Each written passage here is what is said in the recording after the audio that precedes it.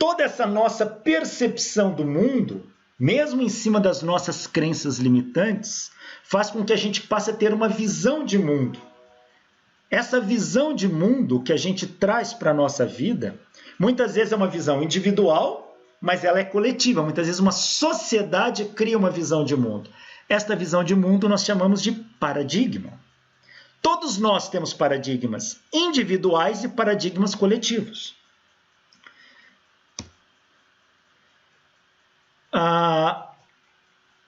Um paradigma que a gente pode colocar o mundo hoje, se a gente olhasse para o mundo todo, nós temos dois paradigmas dominantes. O paradigma ocidental e oriental. Pensam e enxergam o mundo de formas diferentes. Essa frase eu acho ela também interessante. O peixe, vivendo o tempo todo dentro da água, só sabe que existe água se um dia for colocado fora dela. Não adianta você perguntar para o peixe o que é água, ele não sabe, ele está envolto dessa água.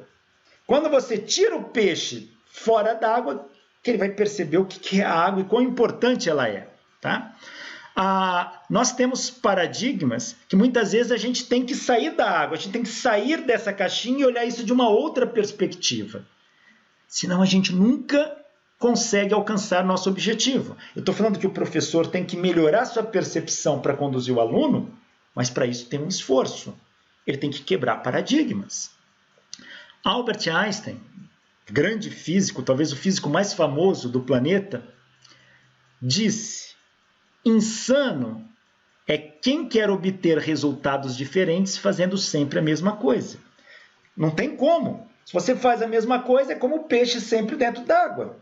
Ele nem sabe que existe água. Se ele não sair da água, ele nunca vai ter essa percepção. Se você sempre faz as mesmas coisas, nunca você vai oferecer oportunidade para si mesmo de enxergar a coisa de uma outra perspectiva. E aí, muitas vezes, dentro de uma escola, dentro de um sistema educacional, cada um com seus próprios paradigmas, é como se fosse um bando de cegos tocando num elefante. Cada um toca numa parte e vai definir o elefante por aquilo que ele percebe. Mas o elefante é muito maior do que a percepção individual de cada um.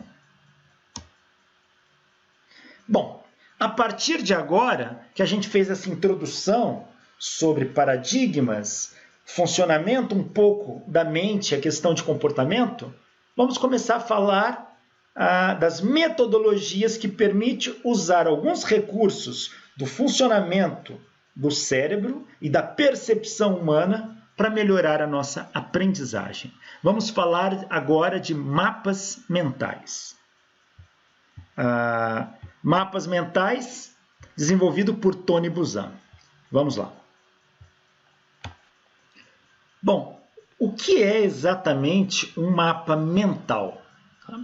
Bom, mapa mental é uma ferramenta para organizar o pensamento. E ela é absolutamente simples. O mapa mental desenvolvido por Tony Buzan é uma ferramenta que vai nos ajudar a organizar ideias.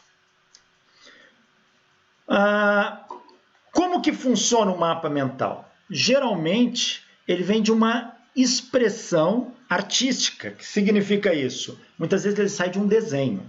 O mapa mental vai ser um desenho que conecta ideias, dando uma sequência lógica, porém não concatenada. Ele não precisa estar organizado. Ele tem que estar organizado para quem o fez, mas não para quem lê. Tá?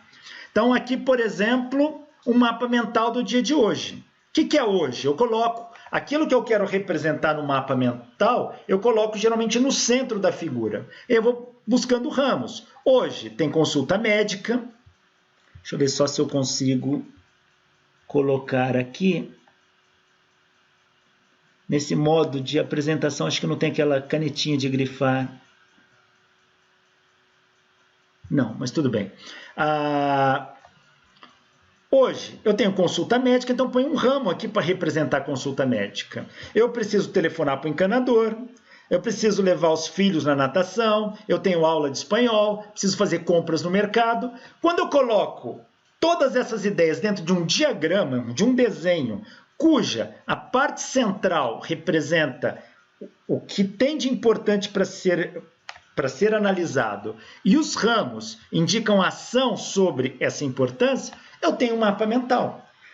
É claro que esse mapa mental ele é um desenho muito simples, porém, muitas vezes tem um ditado que diz que uma imagem vale mais que 1000 palavras. Quando você olha para o mapa mental, a própria imagem dele lhe orienta. Claro, tem palavras-chave nessa jogada, mas o mapa mental nada mais é que um diagrama, muitas vezes desenhado, que permite você conectar ideias e ações. Como que um mapa mental pode nos ajudar? Bom, ele pode nos ajudar de muitas maneiras. Ele permite com que você seja mais criativo, porque, como eu disse, ele faz um desenho, você precisa. E quanto mais detalhes você colocar nesse desenho, mais você começa a fixar aquelas ideias importantes daquele diagrama. Ou seja, quanto mais detalhes eu coloco no desenho, mais eu consigo assimilar aquela informação. Existem, dentro da parte comportamental, 3 tipos de perfis que a gente chama do ser humano. Nós temos os indivíduos que são visuais, auditivos e sinestésicos. O visual aprende muito mais vendo a coisa, o auditivo ouvindo e o sinestésico sentindo. Se a pessoa for sinestésica, mapas mentais ajudam muito. Visual também. Auditivo, ele muitas vezes prefere escutar mais. Mas o mapa mental pode desenvolver a criatividade de todo mundo, tá? Ele permite você ganhar tempo. Uma vez que você monta o mapa mental, aquela ideia fica estruturada na sua mente. E você consegue conduzi-la de uma maneira muito mais dinâmica. Nós temos hoje jornalistas, pessoas, editores de TV que vão ter que fazer uma filmagem, ele faz um mapa mental daquilo. O mapa mental ajuda a gente a organizar pensamentos, a clarear ideias. Muitos conseguem, através de mapas mentais, melhorarem seu desempenho em provas, em exames, tá? E ajuda a lembrar melhor. Por quê? Quando você faz um desenho com atenção, os detalhes que você põe naquele desenho assumem uma lógica para sua mente. Então você não faz um desenho aleatoriamente. Você está fazendo um desenho que tem uma representação de um conjunto de ideias. Então isso faz com que você melhore muito a sua forma de perceber e isso acaba ajudando na memória. Ele também vai permitir com que você estude com maior eficiência e rapidez. Uma vez que você aprendeu a desenvolver os mapas mentais, tem gente que hoje não estuda sem fazer um mapa mental. E isso torna o estudo mais agradável, tá? O mapa mental permite com que você comece a planejar, ter desenvoltura em planejamento, tá? Ajuda na comunicação, você começa a organizar ideias e quando você organiza ideias, sua comunicação melhora, ajuda você a se concentrar mais e uma coisa importante, ele ajuda você a trabalhar os 2 hemisférios cerebrais, porque você tem uma parte artística e uma parte lógica, analítica, que precisa ligar tudo isso. Então, o mapa mental atua sobre os 2 hemisférios cerebrais. Olha aqui o mapa mental sobre fruta. Olha, quem fez este desenha bem. Então, veja, quanto mais você se dedicar ao desenho do mapa mental, mais isso vai ter significado para quem o desenhou. Aqui eu estou mostrando um mapa de alguém que fez esse desenho. Muitas dessas figuras eu tirei da internet. Não sei quem fez. Para a gente, você começa até a buscar significado. Mas você pode estar certo que para a pessoa que desenvolveu este desenho, tem muito mais significado do que você que apenas lê esse desenho.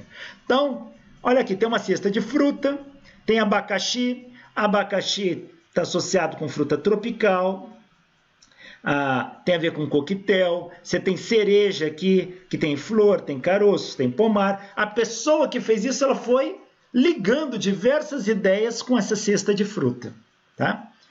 E para ela isso passa a ter um conhecimento, passa a ter um significado, melhor dizendo, muito grande, muito mais do que para nós que apenas estamos lendo. Ou seja, o mapa mental, ele tem significado para quem o faz.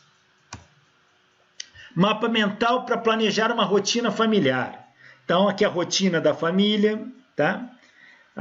Segunda-feira, o pai tem negócio, tem reunião, os filhos têm natação. Na terça-feira, filha tem aula de piano. Olha, ela vai estruturando tudo o que se quer fazer nesse mapa. Pode estar certo que na maioria das vezes, quando a pessoa constrói seu mapa mental, ela não precisa mais olhar no mapa mental. A coisa fica muito forte na mente dela. E basta ela fechar os olhos um pouquinho que esse mapa mental vem e ela sabe o que tem para fazer. Mapa mental para compras, olha aqui, ó. Então veja que a gente não usa só para estudos, você pode usar isso para suas rotinas do dia a dia. Para planejar o seu futuro. Como que vai ser o meu futuro? Tá? Quais são as minhas ambições? Eu tenho ambições modestas, tenho ambições grandes, meus empregos que eu quero pensar em promoção. A pessoa vai colocando tudo aqui no mapa mental. Aqui um mapa mental de física, de cinemática. Veja, aqui você tem um canhão que faz um lançamento de um projétil, um lançamento oblíquo, até o título está grande aqui, ó. O canhão, a bala de canhão, descreve uma trajetória parabólica, percorre uma distância ΔS que se chama alcance, atinge uma altura máxima. Na hora que ele sai com uma velocidade V0, que tem uma componente Vx e uma componente Vy. Na altura máxima só tem a componente Vx, Vy é 0. E depois que ele começa a descer, Vx continua para frente, Vy aponta para baixo. V0 é a velocidade inicial, Vx é a componente horizontal da velocidade V0, V0y é a componente vertical. Tem ângulos notáveis que são importantes, como de 30, 45, 60. O ângulo de 45 graus dá o maior alcance. Existem algumas relações úteis, como a altura máxima, que tem a equação da altura máxima, o alcance máximo, o tempo de subida. Aqui está a decomposição do vetor velocidade. Ou seja, a pessoa que fez isso, ela não desenhou isso e copiou. Ela tem que estudar primeiro. Depois que ela estuda, que ela organiza essas ideias. Isso fixa muito mais o conhecimento. Aqui é um mapa mental de eletricidade, que tem um circuito elétrico. Quem são os elementos básicos? Nós temos baterias, fios, resistores, lâmpadas, chave, capacitor, um nó, que são emendas de fios. Aí tem corrente elétrica, que é o fluxo de elétrons através de um condutor, é calculado pela lei de Ohm, tem uma resistitividade específica, o material. Depois vai falar de potência elétrica, ele define a equação de potência. Depois vai falar de circuito elétrico, vai falar das regras de Kirchhoff, com a regra das malhas, a regra dos nós. Depois vem para resistores, associação em série e paralelo. Depois capacitores, associação em série e paralelo, que tem informações de circuitos elétricos, aquilo que o aluno precisa. Veja, não adianta um colega pedir, me passa teu mapa mental, e o que fez isso dá um mapa mental para ele. E ele pega isso como uma cola. Isso não resolve, não tem significado nenhum. Esse mapa mental tem significado para quem o fez. Um de física geral, mostrando as áreas da física, de mecânica, ondulatória, eletricidade, física moderna, termodinâmica, óptica e assim por diante.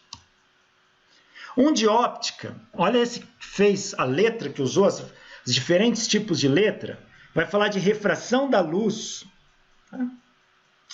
A refração da luz está associada à variação da velocidade da luz. A refração da luz, a luz muda de meio. Ela passa de um meio para o outro sofrendo um desvio. Então aqui ele vai falar sobre desvio, vai falar de índice de refração absoluto, tá? Vai falar de índice de refração relativo, da equação de Snell-Descartes. Ou seja, toda a informação para o estudo da óptica na área de refração está aí neste mapa mental. Agora, não adianta eu olhar para ele. Olhar para ele, eu só fico lendo trechos. Para a pessoa que fez, existe uma lógica nesse desenho que permite ela estruturar as suas ideias e a maneira como ela quer lembrar desses conceitos. Aqui um mapa mental de eletrostática, por exemplo. Então aqui sobre carga elétrica. A carga elétrica você tem desde Tales de Mileto, o elétron como sendo âmbar, tá? O campo elétrico e as linhas de força, a lei de Coulomb, etc. Esse é um mapa mental de eletrostática. Um mapa mental sobre a segunda lei de Newton, tá? Qual é o princípio fundamental da segunda lei de Newton, o princípio fundamental da dinâmica? O que ele diz? O que é aceleração? Tá? Os tipos de força que agem, como que isso é representado? Esse mapa vai ter um significado para quem estava estudando a segunda lei de Newton naquele momento. Ou seja, o mapa mental permite você adquirir um conhecimento, a estruturar um pensamento sobre aquela forma de conhecimento e a organizar suas ideias para que você possa lembrar desse conhecimento depois. Bom, para que possamos desenvolver bem um mapa mental, a gente precisa ter, como eu disse antes, uma visão do todo. Nós precisamos melhorar a nossa forma de perceber o mundo. Uma das coisas que a gente precisa construir é um referencial teórico, ou melhor dizendo, um conjunto de referenciais teóricos que buscam a unidade do conhecimento para que a gente possa encontrar sentido na existência das coisas, na existência do universo, da vida, do próprio ser humano. Quando você adquire esse conjunto de referenciais teóricos, sua forma de olhar o mundo muda. E esses referenciais teóricos existem. Eles fazem parte de um conjunto dentro de uma metodologia chamada transdisciplinaridade. O que vem a ser a transdisciplinaridade? Transdisciplinaridade é esse conjunto de referenciais teóricos que nos permite, nos abre a possibilidade de enxergar o mundo e conectar o ser humano com o mundo numa visão mais ampla de tudo. A transdisciplinaridade, ela é pode ser entendida não só como uma metodologia, mas como uma forma de pensamento que leva em conta não um conhecimento específico, mas diversos conhecimentos que podem se cruzar e se complementar. Isso é algo muito interessante. O termo transdisciplinaridade, ele aparece pela primeira vez com Piaget lá nos anos 70, no início da década de 70, mas só foi a partir de 1984 que esse termo começa a se consagrar, quando ocorre o primeiro Congresso Mundial de Transdisciplinaridade. Foi no convento de Arrábida, em Portugal, onde 3 pesquisadores vão apresentar a ideia central de transdisciplinaridade. Esses pesquisadores são Basarab Nicolescu, que é um físico, Edgar Morin, um grande pesquisador, e Lima de Freitas. Esses 3 pesquisadores vão definir o conceito de transdisciplinaridade e vão ampliar esse conceito. Eles vão colocar que a transdisciplinaridade possui 3 pilares onde ela se apoia. Um é chamado nível de realidade ou níveis de realidade. O outro é a complexidade, onde Edgar Morin desenvolve toda a sua teoria da complexidade, falando de fenômenos complexos. E a terceira é chamada lógica do terceiro incluído, que é uma lógica contrária à lógica aristotélica, que vai falar do terceiro excluído. Dentro da transdisciplinaridade, a gente tem a lógica do terceiro incluído. Esses são os pilares metodológicos da transdisciplinaridade. E o que esses pilares fazem? Eles permitem com que nós tenhamos uma visão completa e, ao mesmo tempo, dual do mundo. Essa visão transdisciplinar ela é similar ao modelo do pensamento taoísta, o pensamento das polaridades opostas, do chamado Yin e Yang. Esse tipo de pensamento, que faz parte da cosmologia taoísta, onde essas polaridades opostas, elas são opostas, mas ao mesmo tempo são complementares. Eles são opostos e se complementam. Um não existe sem o outro. Não existe o Yin sem o Yang. Não existe uma parte sem a sua parte opostas. Um não existe sem o outro. Não faz sentido falar de um sem o outro. Eles se complementam. Onde os dois juntos se complementam e se integram, tá? De tal maneira que daí emerge algo maior, a transdisciplinaridade emergente, como no caso do Yin Yang. Essa integração permite emergir algo que é maior que a soma das partes, ou seja, o todo é maior do que a soma das partes. O Yin e o Yang junto é maior do que o Yin e o Yang separados. A transdisciplinaridade permite exatamente esse tipo de percepção do mundo, tá? Onde ela acaba levando a novas propriedades em que a análise só é possível se trocarmos o princípio da lógica aristotélica, chamado princípio do terceiro excluído, por uma nova lógica, conhecida como princípio do terceiro incluído, que autoriza algo a ser e não ser simultaneamente, permitindo a interação entre os opostos. Isso é um diferente nível de realidade. Então, para a transdisciplinaridade, uma coisa não é isso ou é aquilo. Ela pode ser isso, pode ser aquilo, como pode ser isso e aquilo ao mesmo tempo. Então, não existe só o verdadeiro e o falso nessa transdisciplinaridade. Então, esta cosmologia taoísta aqui do Yin Yang, esse pensamento oriental, esse pensamento chinês, se assemelha muito à transdisciplinaridade. Então, a transdisciplinaridade, ela é algo que está entre as disciplinas, através das disciplinas e além de todas as disciplinas. Ela integra tudo. Hoje temos muitos nomes similares: multidisciplinaridade, pluridisciplinaridade, interdisciplinaridade. A transdisciplinaridade é diferente disso. Vou dar um exemplo, talvez, do termo mais comum, a interdisciplinaridade. O que vem a ser isso? Quando duas áreas do conhecimento distintas se unem para poder chegar no objetivo.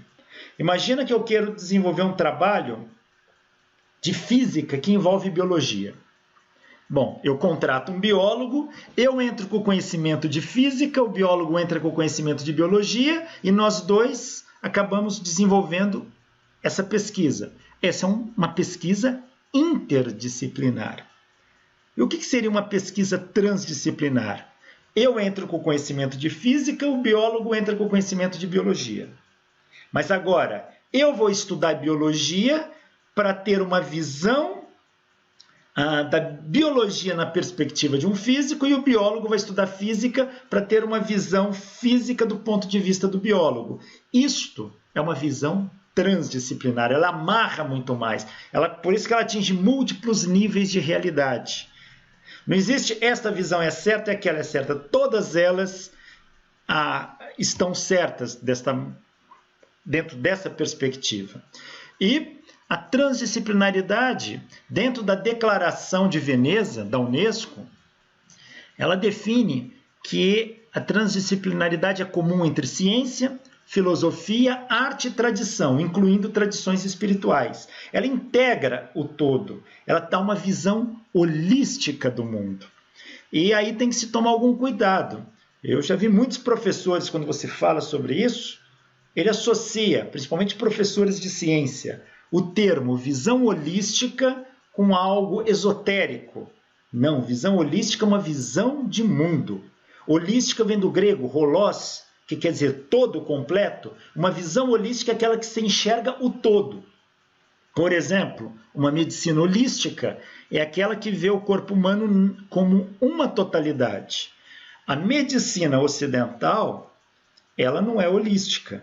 Então, você está com um problema no fígado, você vai tratar com um hepatologista. Você vai estar com um problema de estômago, você vai tratar com um gastroenterologista. Você está com um problema ósseo, com um ortopedista e assim por diante. Cada um cuida de um setor do corpo humano. Vamos pegar, por exemplo, a medicina chinesa. Ela é holística. Eu estou com um problema no fígado. De repente, eu vou cruzar essa informação com os olhos. Vou cruzar essa informação com as unhas. Mas o que a unha tem a ver com o fígado? Dentro dessa visão holística, essas coisas podem estar correlacionadas. Então, você vê o todo. E a transdisciplinaridade, ela tem uma visão holística. Tá? E essa visão holística precisa ser colocada em prática. E transdisciplinaridade é um processo metodológico que, se o professor trabalhar bem, ele vai conseguir sair de dentro d'água igual o peixe e enxergar o mundo de um ponto de vista externo. Ou seja, ele vai provocar em si mesmo uma mudança de paradigma. E isso, quando ele atinge esta percepção, ele consegue conduzir seu aluno também a esta percepção. E um aluno que começa a ter essa percepção, o mapa mental dele vai ficando cada vez mais rico. O mapa mental também vai sendo transdisciplinar. E esse enriquecimento acaba se tornando um enriquecimento intelectual. Isso ajuda muito. Por isso, a visão transdisciplinar é algo que ajuda muito o aluno a melhorar sua performance na busca do conhecimento. Ter uma alta performance nos seus estudos. Então, a transdisciplinaridade, ela reconhece a multiculturalidade, ou seja, diferentes culturas não tem uma melhor, outra pior. São diferentes. Então, reconhecer as diferenças sociais geram diferentes habilidades comunicativas, coisa que nós estamos precisando muito no mundo de hoje. O mundo atual acaba segregando culturas. O que a gente tem que fazer é integrar culturas, reconhecer essas diferenças e saber aprender com o diferente. A transdisciplinaridade esclarece novos discursos contextualizados aos diferentes públicos. Ou seja, se eu for falar para alunos do 6º ano, eu consigo contextualizar bem isso. Se eu falar com alunos do 9º ano, também. Se eu falar com alunos do último ano de um curso de física, eu tenho uma outra abordagem. A transdisciplinaridade me dá esse jogo de cintura. Ela incorpora aos diferentes setores sociais uma relação de apropriação do conhecimento. O conhecimento, você toma ele para si, integra com diferentes conhecimentos e daí vai emergir algo maior. Isto tudo faz com que a transdisciplinaridade seja uma visão de mundo que cada professor deveria levar para si. E com isso, ele vai ter uma desenvoltura maior em desenvolver mapas conceituais e conduzir o seu aluno a ter um pensamento desse tipo e também a desenvolver mapas mentais e conceituais. Mapa conceitual é o que nós vamos falar agora. O que vem a ser um mapa conceitual? Mapa conceitual é uma ferramenta de estruturação do conhecimento, similar ao mapa mental, porém com formas diferentes e princípios diferentes, mas a ideia é a mesma, é um mapa que você vai estruturar o seu conhecimento. O mapa conceitual foi criado por Joseph Novak, lá por volta de 1970. Ele era professor da Universidade de Cornell, nos Estados Unidos. Novak vai desenvolver um mapa conceitual baseando-se na teoria da aprendizagem significativa de David Ausubel. Ausubel, ele vai falar de uma aprendizagem que vai ter significado para o aluno, uma aprendizagem que vai acabar levando o aluno a uma nova forma de pensar. Então, o que vem a ser essa aprendizagem significativa? Ela é um processo através do qual, por meio do qual, o aluno pega uma nova informação e relaciona essa nova informação com uma informação que ele já tinha, uma informação pré-existente. Ou seja, ele sabe conectar a nova informação com aquela que ele já conhece bem. Em outras palavras, esse novo conhecimento que ele adquire vai se relacionar com o conhecimento prévio. E dentro disso, esse conhecimento vai se solidificar de uma forma muito mais substancial. O David Ausubel, ele vai chamar esse conhecimento prévio de subunsor. Ou seja, o que são esses subunsores? São estruturas de conhecimento específico que podem ser mais ou menos abrangentes de acordo com a frequência com que ocorre a aprendizagem significativa. Esse subunsor nada mais é do que um conhecimento prévio que vai alicerçar o novo conhecimento através de uma conexão entre o conhecimento prévio e o novo. Isso vai dando significado para o aluno. A gente pode dizer que uma aprendizagem significativa vai acontecer quando uma nova informação ela acaba se ancorando em conceitos relevantes, ou seja, aqueles conceitos pré-existentes, subunsores, ou seja, que ele já tem, que ele sabe qual o significado, e como ele conecta esse subunsor, esse conhecimento antigo, a um novo conhecimento. Dentro disso, o que Ausubel diz, aprendizado significativo acontece quando uma informação nova é adquirida mediante um esforço deliberado por parte do aprendiz em ligar informação nova com conceitos ou proposições relevantes pré-existentes em sua estrutura cognitiva. Esses conceitos pré-existentes relevantes são os chamados subunsores. Então, a aprendizagem significativa de David Ausubel, ela pode ser mais facilmente desenvolvida através de um conjunto de ideias. E se essas ideias centrais ou integradoras de uma disciplina são aprendidas antes dos conceitos ou informações periféricos a serem introduzidos. O que significa isso? Se o aluno tem um conjunto de ideias prévias, um conhecimento pré-existente bem solidificado e a nova informação, os periféricos, são introduzidos conectando-se com esses que ele já tem, isso solidifica mais o conhecimento. Também a gente pode integrar mais facilmente a aprendizagem significativa se os limites do desenvolvimento cognitivo são respeitados. Ou seja, você vai integrar um novo conhecimento com o conhecimento prévio do aluno, respeitando exatamente os limites do desenvolvimento cognitivo. Tem que dar um tempo para que isso seja processado, para que isso seja aprendido, e não apenas descarregar um conjunto de informações novas. Se as definições precisas e corretas são enfatizadas e a ênfase for colocada explicitamente para delinear similaridades e diferenças entre conceitos relacionados. Ou seja, definições precisas e corretas têm que ser enfatizadas, sim. E você vai mostrando como que esse novo conhecimento, pouco a pouco, vai se linkando com o antigo, e você vai delineando similaridades e diferenças entre os conceitos novos e antigos. Também, isso pode ser mais facilmente desenvolvido se os aprendizes, seja os alunos no caso, são solicitados a reformular novas proposições usando suas próprias palavras.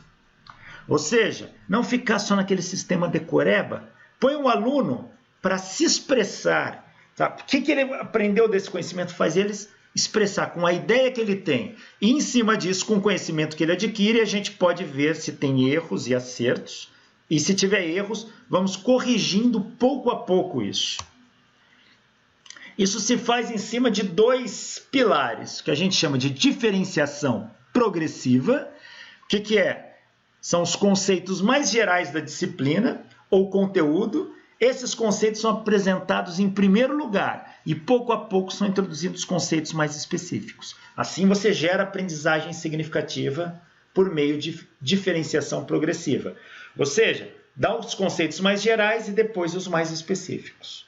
E depois você tem um pilar chamado reconciliação integradora, onde diz que deve haver a exploração de relação entre ideias, apontando semelhanças e diferenças entre conceitos relacionados. Entre o que eu sei e o que eu estou aprendendo, quais são as semelhanças e diferenças e como eu posso ligar essas duas coisas.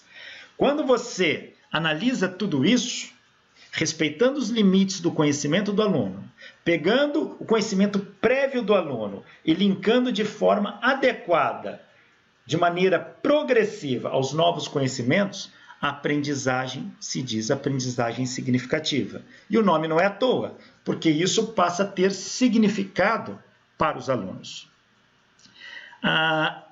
Alguns princípios importantes da aprendizagem significativa. Aprender a perguntar, ensinar perguntas em lugar de respostas. Ou seja, você deve sempre ensinar o aluno a fazer perguntas, tá? As perguntas movem o mundo, tá? Esse é o chamado princípio da interação social do questionamento. Aprender a partir de distintos materiais educativos. Não é ficar preso só numa obra só. Tem um livro, aquele livro é a verdade absoluta. Nem sempre é. Temos vários livros de diferentes autores cheios de erros. Então tem que mostrar para o aluno, olha, este livro está errado. O que esse autor está dizendo não condiz com a realidade por isso, por isso e por isso. E mostra, apresenta outros materiais para que esse aluno possa pegar de diferentes pontos de vista e saber pensar sobre isso. Esse é o princípio da não centralidade do livro-texto. Aprender que somos perceptores e representadores do mundo, tá? Ou seja, é o princípio do aprendiz como perceptor representador. Ou seja, nós representamos o mundo, representamos de diferentes formas. Nós captamos a informação do mundo, processamos e temos uma percepção desse mundo. E depois nós apresentamos este mundo a alguém. Ou seja, a maneira como nós enxergamos o mundo é muito importante. Aprender que linguagem está totalmente envolvida em todas as tentativas humanas de perceber a realidade. É através da linguagem que a gente se comunica. Então, entender a importância da linguagem e saber que linguagem não é só o que nós falamos. Nós temos diferentes linguagens, a matemática é uma linguagem, tá? Muitos sinais de trânsito expressam uma dada linguagem, ou seja, entender a importância da linguagem. Esse é o princípio do conhecimento como linguagem. Conhecer envolve um processo de comunicação, tá? Então, muitas formas de conhecimento se manifestam como uma linguagem. Aprender que o significado está nas pessoas, não nas palavras. O princípio da consciência semântica, a questão da interpretação, o que fulano quis dizer com isso. Tá? Nem sempre a palavra que ele diz expressa o que ele pensa. Aprender que o ser humano aprende corrigindo seus erros. Tá? A gente erra.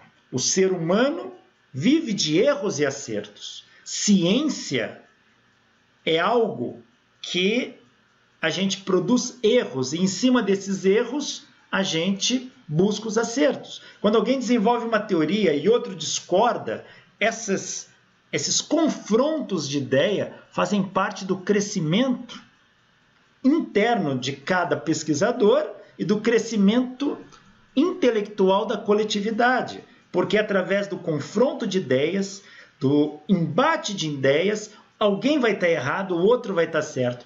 É em cima de erros que a gente constrói novos conhecimentos. Aprender a desaprender. a não usar conceitos e estratégias irrelevantes para a sobrevivência. Tem coisas que, se aquilo não faz sentido, não tem mais significado, você precisa desaprender aquilo. Ou, o que é desaprender? Não é esquecer. É usá-lo de contra-exemplo. Ah, isso aqui não serve para mim, isso aqui não tem um significado. Então, eu não vou colocá-lo no esquecimento, mas eu vou aprender algo novo e vou usar isso de contra-exemplo. Vamos pegar uma coisa que está tão na moda hoje em dia, terra plana. O conceito de terra plana, ele já foi um conceito do passado, quando nós não tínhamos ferramentas suficientes para mostrar a esfericidade da Terra. E quando eu falo ferramentas intelectuais e tecnologias para que pudéssemos fazer medições. Então, aquela ideia durou muito tempo. Hoje, ela já não cabe mais. Então, quando eu olho para uma questão de terra plana, ela não se encaixa nos moldes do pensamento atual. Aí, por que tem um monte de gente que pensa assim? Porque, infelizmente, nós estamos passando por um período da humanidade que nós estamos atingindo os limites do irracional. As pessoas estão deixando de fazer ciência. Fazer ciência é de tentar buscar o conhecimento, analisar esse conhecimento. As pessoas estão utilizando o conhecimento como um ato de fé, muitas vezes. E fé a gente deixa para o campo religioso. O conhecimento humano, principalmente voltado às ciências, ele é em cima de experimentação, resultados experimentais e teorias. Então, se você aprendeu algo e aquilo você sabe que não tem embasamento, está na hora de desaprender. Aprender que as perguntas são instrumentos de percepção e que as definições e as metáforas são instrumentos para pensar. Isso é muito importante para estruturar o nosso pensamento. Aprender a partir de diferentes estratégias do ensino. Buscar as diferentes estratégias, diferentes maneiras de ensinar e aprender, isso é muito importante. A aprendizagem significativa busca de todos esses princípios para levar um conhecimento significativo ao aluno. A aprendizagem significativa crítica, é isso que nós temos que fazer. Tal como sugere esse nome, é aprendizagem com significado, mas com criticidade. Não é também aceitar as coisas como vêm. Se o professor impõe uma aprendizagem significativa ao seu aluno, tem que dar espaço para que o aluno critique também aquilo que ele não entenda. E, através desse embate, construir novos conhecimentos. Então, para facilitá-la, é preciso abandonar o comportamentalismo, a educação bancária e o modelo de narrativa. Entender que o aluno não é aquele depósito de conhecimento, onde o professor fala e o aluno tem que absorver. Não. A educação, o processo ensino-aprendizagem é um processo de comunicação. E dentro desse processo de comunicação, nós temos os dois lados. Tá? Ela não é unilateral, ele é bilateral. O aluno também se manifesta. E muitas vezes, através do questionamento do aluno, você constrói contra-argumentos para poder situar este aluno dentro daquele rol de informações que vai dar um norte para o aluno falar, é assim, é assado. É assim que se faz uma aprendizagem significativa. Se eu tivesse que resumir, que eu estou usando as palavras de outro, então eu estou lendo aqui o que Ausubel disse, 1968. Ele disse, se eu tivesse que resumir toda a psicologia educacional em apenas um princípio, eu diria isso. O fator mais importante que influencia a aprendizagem é o que o aluno já sabe. Consiga isso e ensine adequadamente.